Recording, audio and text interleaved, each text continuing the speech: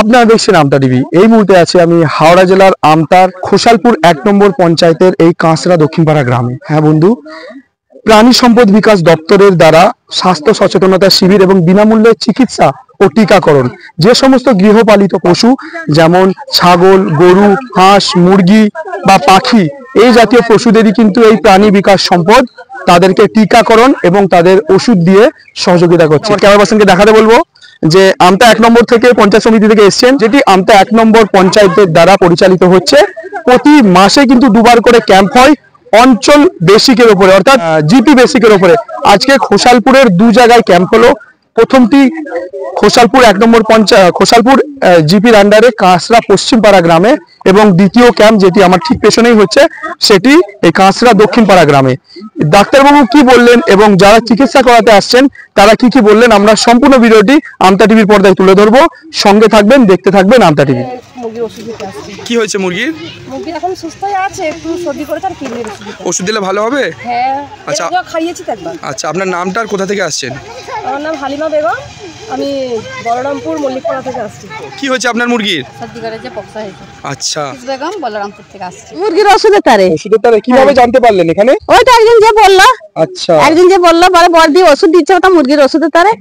কটা মুরগি আছে আপনার? 17টা বাচ্চা। 17টা বাচ্চা? হ্যাঁ হ্যাঁ, দিছে আর পাইল করে অস্ট্রেলিয়া। হ্যাঁ অস্ট্রেলিয়া। হ্যাঁ হ্যাঁ। আপনার নামটা কোথা থেকে আসছেন? চাহিদা কাঁচরা দক্ষিণপাড়া। এখানে মুরগির ওষুধ নিতে কিভাবে জানতে পারলেন?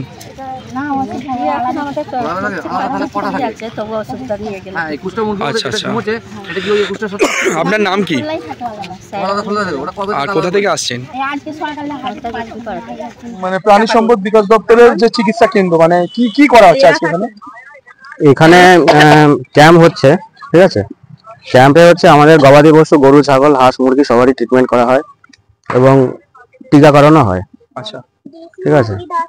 মানে এরকম ক্যাম্প আমাদের প্রত্যেক মাসে প্রত্যেকটা দিনই 2টো করে ক্যাম্প হয়, ঠিক আছে। 20 দিন ক্যাম্প হয় আমাদের, এরকম মাসে 40টা ক্যাম্প হয় এবং পুরো আমতা 1 ব্লক জুড়েই হয়। আচ্ছা, মানে কারা পরিচালনা করছে এটা? এটা অ্যাকচুয়ালি পরিচালনা করছে আমাদের প্রাণী সম্পদ বিকাশ দপ্তর এবং পোল্ট্রি ফেডারেশন। এটাকে এর হচ্ছে অধীনে আছে আর কি, পোল্ট্রি ফেডারেশন অধীনে আছে। আচ্ছা আচ্ছা, মানে প্রতি মাসে যে 2 বার করে হয়, মানে জিপি ওয়াইজ হয়, গ্রাম ওয়াইজ হয়, কিরকম করে হয়? হ্যাঁ, মানে ধরুন কোনো জিপিতে আজকে যেমন এই খোসালপুর জিপিতেই 2টো পয়েন্টে ক্যাম্প হচ্ছে। আচ্ছা, অলরেডি একটা ক্যাম্প হয়ে গেছে, এটা সেকেন্ড ক্যাম্প চলছে। প্রথম পয়েন্টটা কোথায় হচ্ছিল? প্রথম ক্যাম্প পশ্চিমপাড়া। কাঁচরা পশ্চিমপাড়া। দ্বিতীয় পয়েন্টটা কাঁচরা দক্ষিণপাড়া। পরবর্তীকালে ফের এখানে ক্যাম্প কবে হবে? এটা ওরকম আমাদের শিডিউল করা থাকে। হ্যাঁ, 3 মাসের একটা শিডিউল করা থাকে। সেই শিডিউল ধরে প্রত্যেকটা জায়গায় এভাবে হয়, রিপিট হয় আর কি। এমন না যে এখানে হয়ে গেল বলে আবার হবে না। আচ্ছা, ওটা মানে রোটেশনালি চলতেই থাকে। আচ্ছা আচ্ছা, স্যার আপনার নামটা আর মানে আপনার ডেজিগনেশনটা?